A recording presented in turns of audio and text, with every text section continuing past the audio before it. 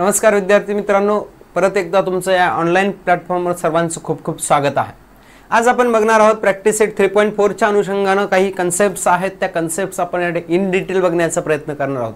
खूप सारे कन्सेप्ट्स या ठिकाणी नवीन आहेत, कन्फ्युजन होणारे आहेत, वेगवेगळ्या बऱ्याच साऱ्या कन्सेप्ट या ठिकाणी आहेत। बघा, मी तुम्हाला सिलेबस म्हणजे डिस्कस करत असताना सांगितलेलं होतं की प्रॅक्टिस सेट 3.3 चा पार्ट हा एका बाजूला आणि 3.4 आणि 3.5 चा पार्ट हा एका बाजूला, कारण 3.3 आणि 3.4 मध्ये बऱ्याच साऱ्या कन्सेप्ट्स आहेत, त्यामुळे आपल्याकडे कन्फ्युजन होऊ शकतं आणि या फक्त या दोनच प्रॅक्टिस सेटमुळे आपल्याला सर्कल हा चॅप्टर थोडा अवघड वाटू शकतो।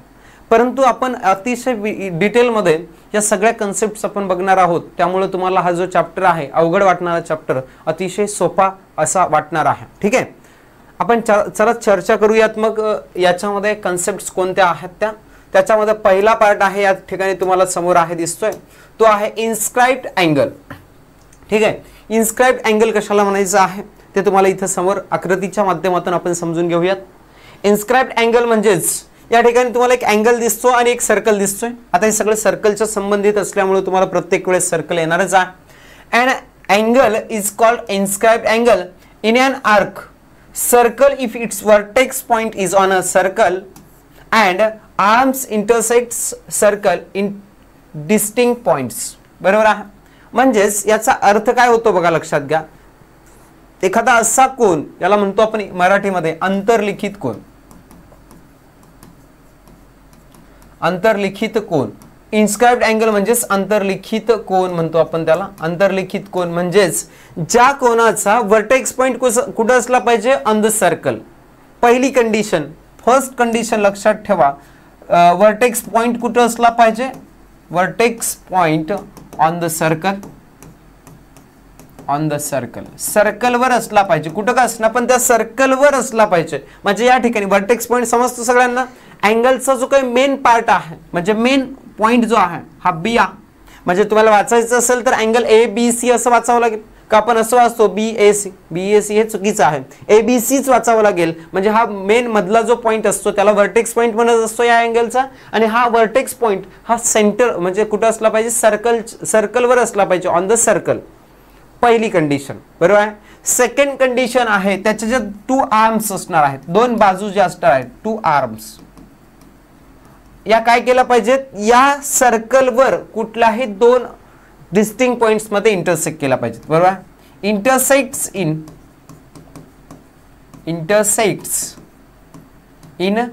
Two distinct points.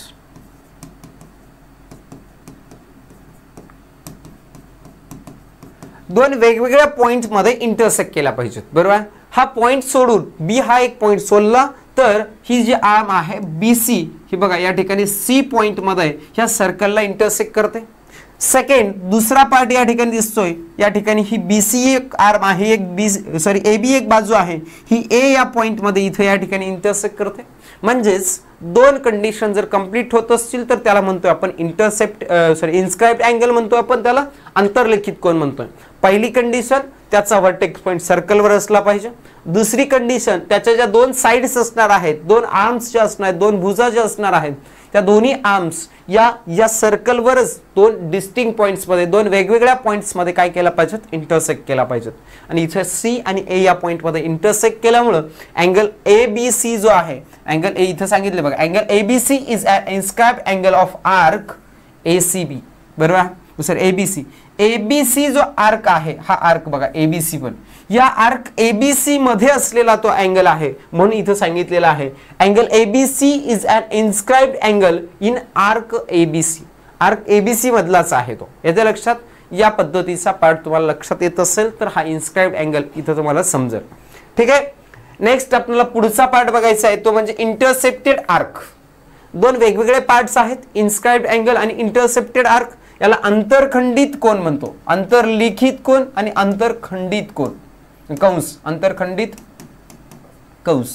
बऱ्याच मुलांना अंतरखंडित कंस असं म्हणत असतो। बरोबर आहे, बऱ्याच मुलांना काय ह्या दोघांमधलाच फरक कळत नाही, आणि तो बेसिक आपण या ठिकाणी समजून घेऊयात। कंस म्हणजे तुम्हाला लक्षात येतं की हा मधला पार्ट या ठिकाणी आपण डायग्रामच्या माध्यमातून सांगण्याचा प्रयत्न केलेला आहे। इथे वेगवेगळ्या तुम्हाला टोटल 6 डायग्राम दिसतात। फर्स्ट डायग्रामचा विचार करत असूयात तर आपल्याला इथं लक्षात येतं की आपण पहिल्यांदा या ठिकाणी जर बघायचा विचार केला तर तुम्हाला पहिली कंडिशन इथं लक्षात येते।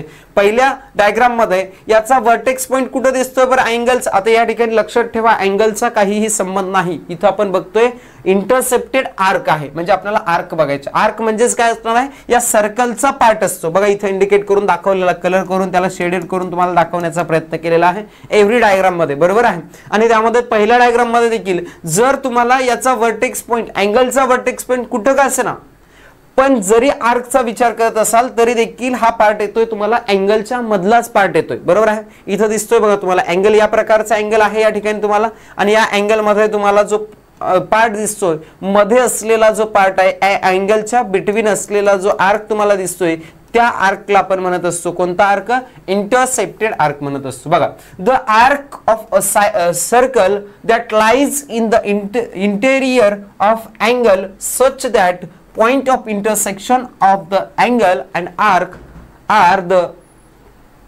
point of the arc is called as intercepted arc, बरोबर आहे। म्हणजे दोन अँगलच्या बिटवीन असलेला जो पार्ट आहे त्या पार्टला म्हणायचं आपल्याला सिंपल भाषेमध्ये आपण म्हणू शकता इंटरसेप्टेड आर्क। म्हणजे इथं जो अँगल आहे तुमचा PQR, या PQR च्या मध्ये हा इतका पार्ट दिसतोय, म्हणजे PAR हा जो आर्क आहे त्या PAR आर्कला आपण म्हणू शकता इंटरसेप्टेड आर्क म्हणू शकता, बरोबर आहे।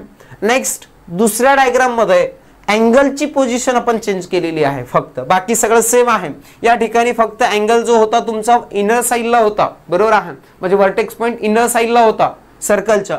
इथं तुम्हाला सेकंड जो काही डायग्राम दिसते त्या सेकंड डायग्राम मध्ये याचा vertex point on the circle दिसतोय, बरोबर आहे। म्हणजे हा अँगल जो आहे PQR इथं असलेला अँगल, या अँगलला तुम्ही म्हणू शकता इन्स्क्राइब्ड अँगल। आता पाठीमागे शिकलेला आपण इन्स्क्राइब्ड अँगल का म्हणू शकता, कारण याचा हा Q पॉइंट काय आहे, सेंटर म्हणजे सर्कलवर आहे, आणि दुसरा याच्या ज्या दोन आर्म्स दिसतात त्या दोन आर्म्स या सर्कलला दोन डिस्टिंक्ट पॉइंट्स मध्ये इंटरसेक्ट करत असताना दिसतात तुम्हाला P and Q मध्ये। Therefore angle PQR is non as inscribed angle.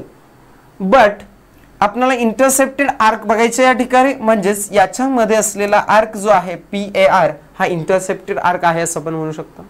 Third diagram कडे जाऊयात। थर्ड डायग्राम मध्ये अँगलची पोझिशन अजून चेंज केलेली आहे। या ठिकाणी वर्टेक्स पॉइंट Q हा दिसतोय आपल्याला, परंतु याच्या दोन साइड ज्या आहेत, म्हणजे अँगलच्या एक साइड आहे PQ आणि एक साइड तुम्हाला QR दिसते, या दोन साइड्स पैकी एकच साइड या सर्कलला इंटरसेक्ट करते, ही QA साइड या सर्कलला इंटरसेक्ट करत नाही, त्याच्यामुळे अँगल PQR हा PQR अँगल इन्स्क्राइब्ड अँगल या ठिकाणी म्हणता येणार नाही, इन्स्क्राइब्ड अँगल हा म्हणता येणार नाही, बरोबर आहे। इन्स्क्राइब्ड अँगलच्या बाबतीमध्ये सांगेल, परंतु याच्यामध्ये असलेला आर्क तुम्हाला निश्चित सांगता येतोय, म्हणून आपण या ठिकाणी म्हणू शकता हा अँगल QAR जो आहे हा QAR हा आर्कला आपण इंटरसेप्टेड आर्क मात्र म्हणू शकतो, बरोबर आहे। त्या अँगलच्या मध्ये असलेला, म्हणजे मी तुम्हाला परत म्हटलेलं आहे इन्स्क्राइब्ड अँगल आणि तुमचा जो इंटरसेप्टेड आर्क आहे याच्यामध्ये डिफरन्स 100% असणार आहे, बरोबर आहे। नेक्स्ट फोर्थ डायग्राम कडे चला। फोर्थ डायग्राम मध्ये देखील तुम्हाला परत अँगलचा वर्टेक्स पॉइंट तुम्हाला आउटर साइडला एक्सटेरियर पार्ट मध्ये दिसतोय, आणि इथून या साइडचे दोन पॉइंट्स इंटरसेक्ट करताना दिसतात आपल्याला। ओनली वन पॉइंट म्हणजे इंटरसेक्ट करत असेल तर आपण इन्स्क्राइब्ड अँगल म्हटलेला आहे, म्हणजे हा तुम्हाला पहिलेच कंडिशन फुलफिल होत नाही, म्हणजे हा तुम्हाला इन्स्क्राइब्ड अँगल म्हणता येणार नाही, बरोबर। पण इंटरसेप्टेड आर्क हा 100% सांगता येतो। याच्यामध्ये असलेले दोन आर्क्स तुम्हाला काय दिसतात, इंटरसेप्टेड आर्क दिसतात। एक आहे तुमचा हा BC आर्क आणि दुसरा तुमचा PAR, हे दोन आर्क हे अँगल PQR या PQR अँगलनं इंटरसेप्टेड केलेले आहेत। म्हणजे फिफ्थ डायग्राम आहे, याच्यामध्ये देखील व्हर्टेक्स पॉइंट तुमचा बाहेरच्या बाजूचा आहे, आणि इथं मात्र हा कंप्लीट सर्कल हा तुम्हाला इंटरसेप्टेड केलेला दिसतोय, बरोबर आहे। म्हणजे इथं दोन आर्क आहेत, एक आर्क तुमचा PBR हा इंटरसेप्टेड करतोय आणि दुसरा आर्क आहे तुमचा PAR, हे दोन्ही आर्क मिळून एक कंप्लीट सर्कल होतं, आणि हे कंप्लीट सर्कल हे इंटरसेप्टेड केलेलं सर्कल आहे।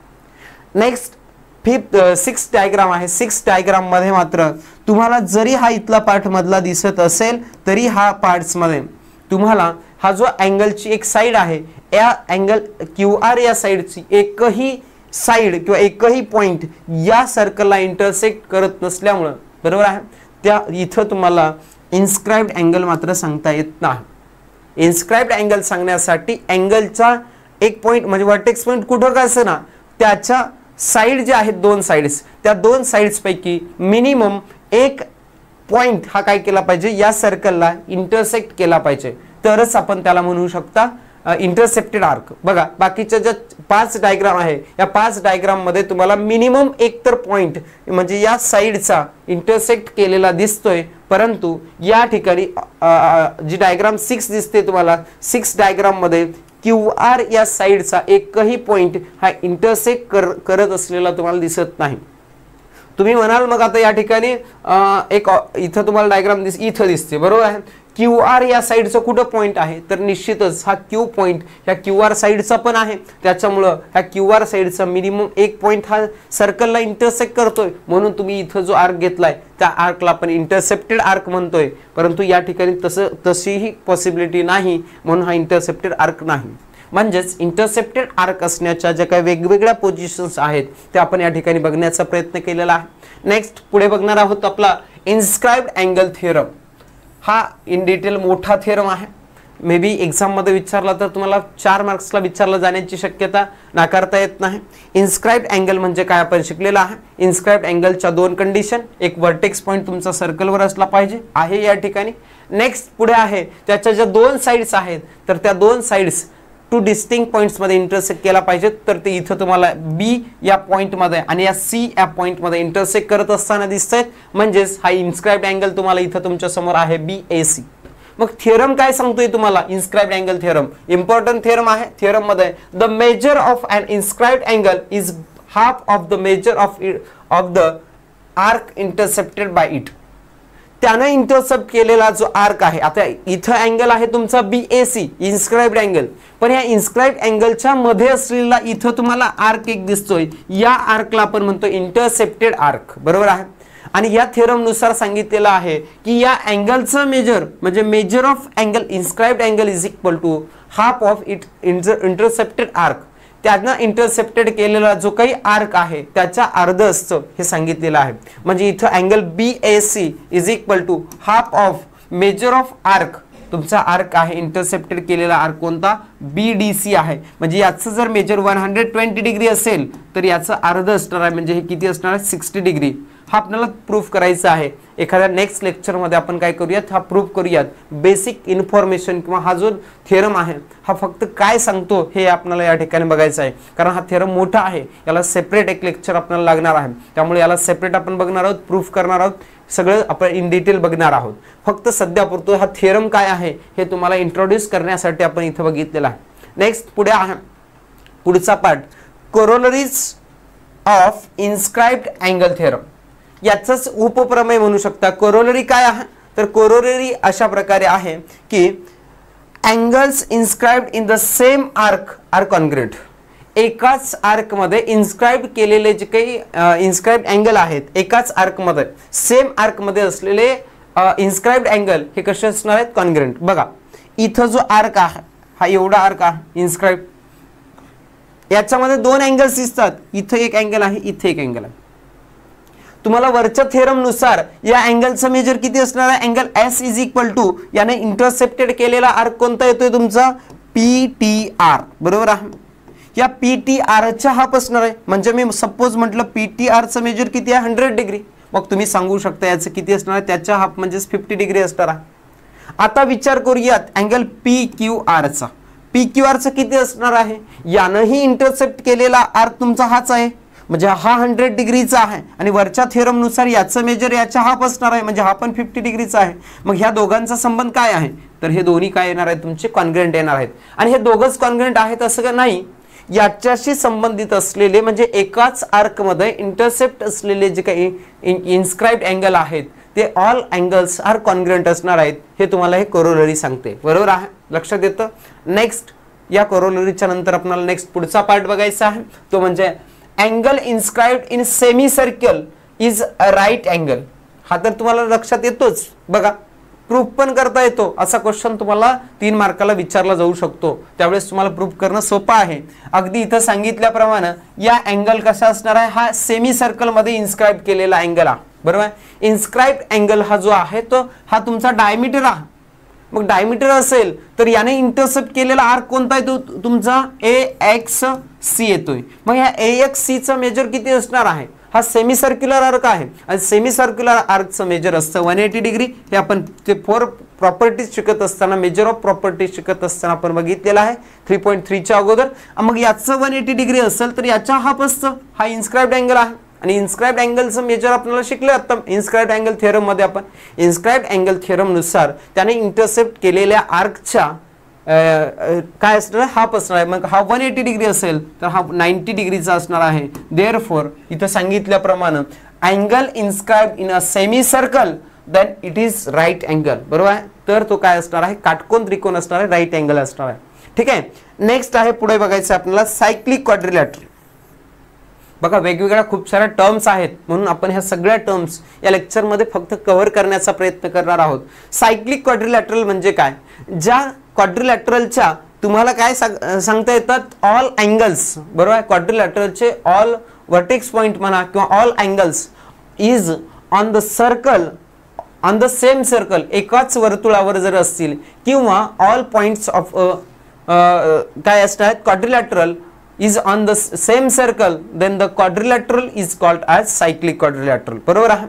किंवा all points of a quadrilateral is concyclic points, then the quadrilateral is called as cyclic quadrilateral असंही तुम्हाला म्हणता येतं, बरोबर आहे. इथं सांगितलेलं आहे बघा, if all the vertices of the quadrilateral lie on the same circle then it is called as cyclic quadrilateral. म्हणजे या ठिकाणी तुम्हाला एक डायग्राम दिसतोय, इथे एक क्वाड्रिलॅटरल दिसतोय तुम्हाला ABC आणि D, बरोबर आहे. ABCD हा क्वाड्रिलॅटरल बघायचा विचार केला तर तुम्हाला A असेल, B असेल, C असेल, D असेल, हे ऑल पॉइंट्स जे आहेत तर एकाच वर्तुळावर आहेत, एकाच सर्कलवर आहेत.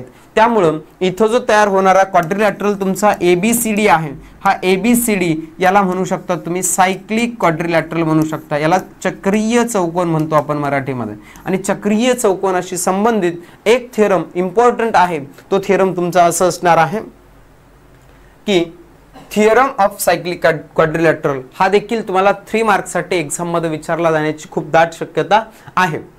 थिअरम असा आहे की opposite angles of a cyclic quadrilateral are supplementary. Opposite angles कसे असतात हे सांगितलेले तुम्हाला सप्लिमेंटरी असतात असं आपल्याला सांगितलेलं आहे. आणि या ठिकाणी इथं हा थिअरम आपण नेक्स्ट लेक्चरमध्ये प्रूफ करूयात. जसं तुम्हाला म्हटलेलं आहे याच्यासाठी तुम्हाला वेळ लागणारच आहे. याचे ऑपोजिट अँगल जे आहेत, समजा याचा D चा ऑपोजिट असलेला B आहे, हे सप्लिमेंटरी आहेत. म्हणजे या दोघांची ॲडिशन केलात तर तुम्हाला किती येणार आहे 180 डिग्री. त्यानंतर A चा ऑपोजिट अँगल C आहे, याची देखील ॲडिशन तुम्हाला किती येणार आहे 180 डिग्री आहेत. हे सेपरेट लेक्चरमध्ये प्रूफ करूयात, फक्त थिअरम लक्षात ठेवा. नेक्स्ट आहे corollary of cyclic quadrilateral theorem. Cyclic quadrilateral थिअरमच्या कोरोलरी उपप्रमेय काय आहे बघा. या ठिकाणी हा पण इम्पॉर्टंट थिअरम आहे.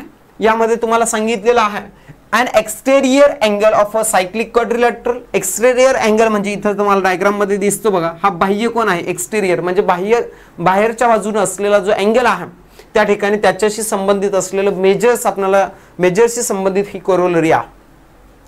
An exterior angle of a cyclic quadrilateral is congruent to the angle opposite to the its adjacent interior angle. याच्याशी ऍडजस्टंट असलेला इंटेरियर आहे म्हणजे याच्याशी सोबत असलेला इंटेरियर अँगल आपल्याला हा इकडचा सापडेल. याच्या अपोजिट असलेला अँगल तुमचा A आहे. हा A अँगल आणि हा इकडचा एक्सटेरियर अँगल हे दोघं कॉन्ग्रंट असतात हे तुम्हाला सांगण्याचं काम ह्या एक्सटेरियर अँगल थिअरम करतोय. म्हणजेच angle A is congruent to angle असणार आहे तुमचा BCE, म्हणजे एक्सटेरियर अँगल आहे तुमचा BCE. हे दोन्ही कॉन्ग्रंट आपल्याला या ठिकाणी सांगायचं आहे, हे तुम्हाला हे कोरोलरी सांगते, बरोबर आहे. याच्यावरही तुम्हाला क्वेश्चन विचारला जाऊ शकतो.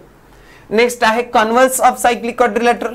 हा कॉन्व्हर्स काय असणार आहे, जसं तुम्हाला म्हटलेलं आहे की सायक्लिक क्वाड्रिलॅटरलचे अपोजिट अँगल्स, थेरम मध्ये काय शिकलोय आपण, सायक्लिक क्वाड्रिलॅटरलचे अपोजिट अँगल्स सप्लिमेंटरी असतात, बरोबर, पूरक असतात. अगदी त्या पद्धतीने इथं कॉन्व्हर्स मध्ये तुम्हाला सांगता येतं की इथं जर अपोजिट अँगल्स, जर एखाद्या एखाद्या क्वाड्रिलॅटरलचे अपोजिट अँगल्स सप्लिमेंटरी असतील तर तो क्वाड्रिलॅटरल सायक्लिक क्वाड्रिलॅटरल आहे असं आपल्याला म्हणता येतं. ठीक आहे, या ठिकाणी तुम्हाला सांगितलेलं आहे एक तो थेरम आहे, इथं सांगितलेला आहे if a pair of opposite angles of quadrilateral is a supplementary then the quadrilateral is called as cyclic quadrilateral. बरोबर आहे, कोणताही क्वाड्रिलॅटरल असेल, या प्रकारचा क्वाड्रिलॅटरल आहे, यामध्ये मी सांगितलं तुम्हाला 110 डिग्री, हा आहे 70 डिग्री. बरोबर आहे, हा सांगितलं मी तुम्हाला 70 इथे किती म्हणू शकतो 120 डिग्री, आणि हा म्हटला मी 60 डिग्री. या अपोजिट साइडची जर तुम्ही ॲडिशन केलात तर ती येते 180 डिग्री.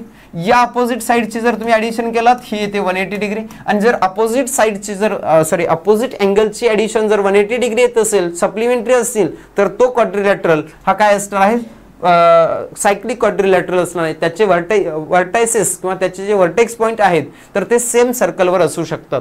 नेक्स्ट आहे पुढचा थेरम आहे, तुम्हाला या ठिकाणी दिसतोय तो थेरम तुम्हाला म्हणजे याचाच कॉन्व्हर्स आहे बरं का.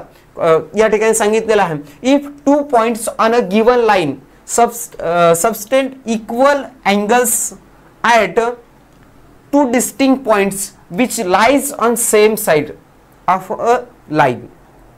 म्हणजेच जर तुम्हाला सांगितलेलं आहे एक लाईन आहे, या लाईनच्या अपोजिट म्हणजे एकाच साईडला, सेम साईडला, बघा इथं सेम साईडला दिसतं, म्हणजे सेम साईड म्हणजे अप साईडला आहेत किंवा डाऊन साईडला, इथं दोन्ही अँगल्स तुम्हाला दिसतात किंवा दोन्ही पॉइंट्स दिसतात सेम साईडला, then the 4 points are concyclic points म्हटलेलं आहे.